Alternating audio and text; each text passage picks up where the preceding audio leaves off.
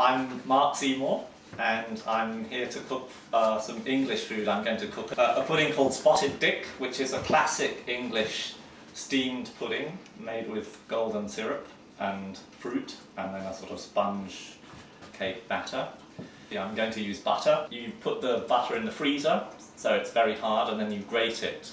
So I think the first thing you would need to do is put on a pot of water to boil, and you have to make sure that the pot will fit the steamer in it. The basis of the pudding is 225 grams of dried fruit. You can use any combination that suits you.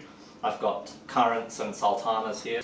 To soften them up, I'm going to put them into a saucepan and cover them with water, and I'll just bring them to a gentle simmer. Next I'm going to butter the steamer, just like you would a cake tin. As an extra insurance policy against sticking, again similar to making a cake, I'm going to flour the steamer. That should do the trick. That's nicely floured and buttered. For the pudding mix, 150 grams of flour. I'll add a big teaspoon of baking powder.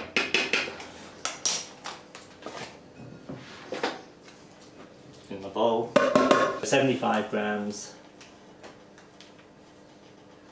of pasta sugar, the grated rind of a lemon, 2 fairly small eggs. You could get away with 1 large one to beat them lightly so that they're ready to put in the mixture. A pinch of salt. Drain the fruit. You really don't want it wet. The other really crucial ingredient to my mind is the sort of syrup you use. You need a good dollop of syrup, and you use that to cover the bottom of the steamer. But that becomes the topping of the pudding. So I've had this 75 grams of butter sitting in the freezer. It has to be quite cold, and then I'm going to grate it quite finely. Nice airy pile of butter shavings. I'm just going to lightly mix that into the flour now, into the dry ingredients. Tossing in the drained dried fruit.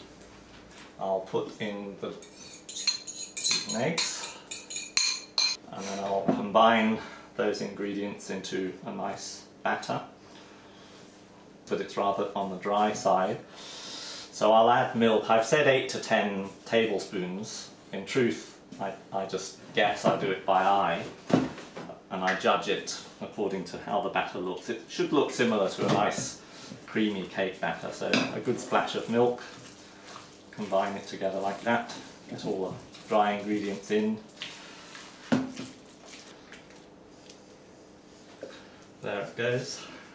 Put the lid on. Nice tight fitting lid. If you don't have a steamer, you can approximate the effect with a pudding bowl with a rim, but then you have to tie string and greaseproof paper and pop it into the steaming pot of water